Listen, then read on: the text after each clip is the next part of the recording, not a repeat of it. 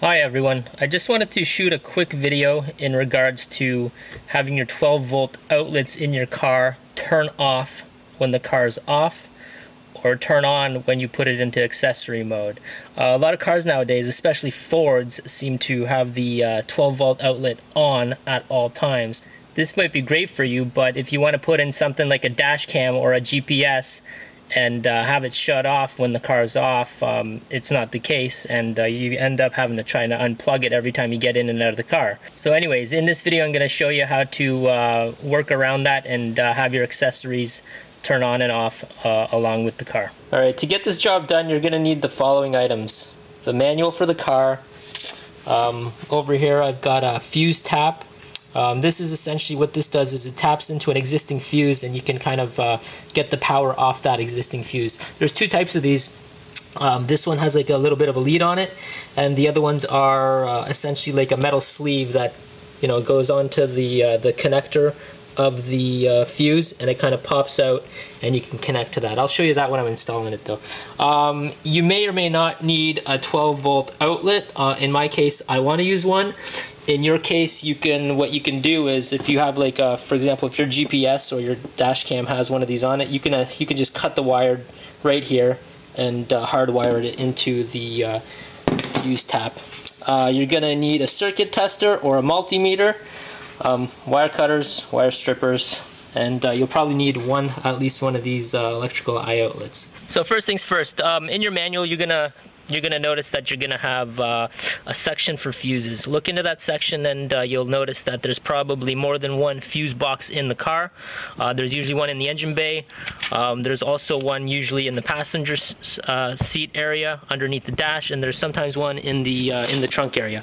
I'm working with 2015 Ford Escape here, so obviously the best choice is in this case, since I already have everything wired all the way around and it's going underneath the glove box, I'm going to go into the fuse box down here. One thing to keep in mind is there's a couple different sizes of fuses, so when you're buying your fuse tap, make sure you're getting it for the correct fuse. Here's the two styles that are common in the Ford Escape, and I'm going to be working with the smaller one.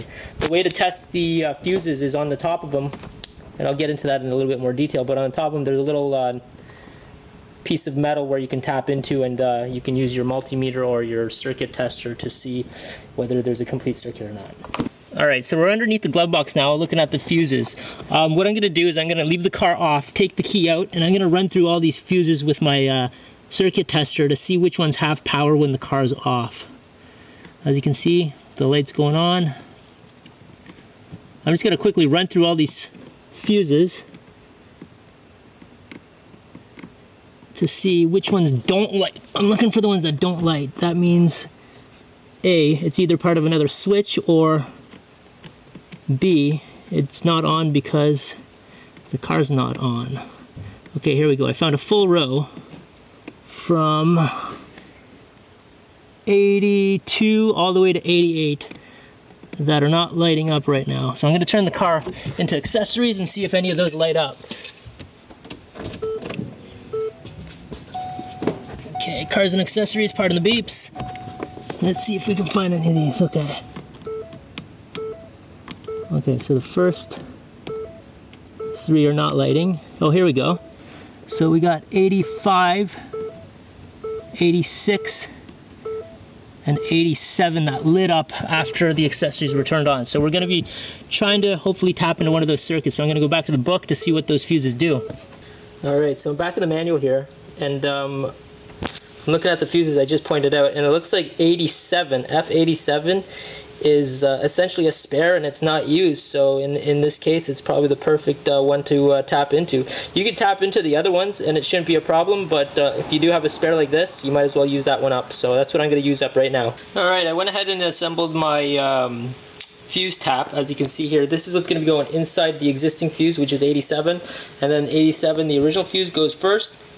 And then there's a secondary fuse, which is the new circuit, and I've connected that to my new 12 volt outlet, which I'm going to be hiding behind the dash.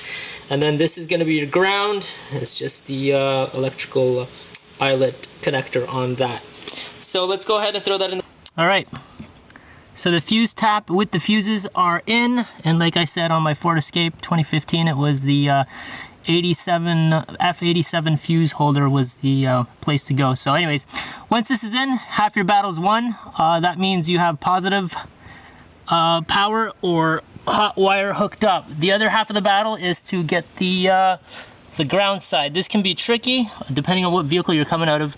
All I did was look for a bolt that goes into the framing of the car, and just tapped into that. So luckily there's a bolt sitting right here that essentially bolts the glove box to the car, and I just tapped off of that, and I got a complete circuit now. So now it's time to test it out.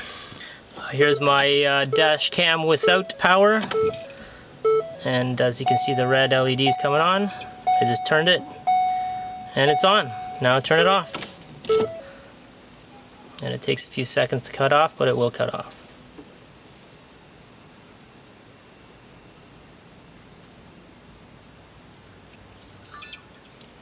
There you have it. Hopefully this video helps some of you guys out. If you have any questions, feel free to ask and I'll try to answer them.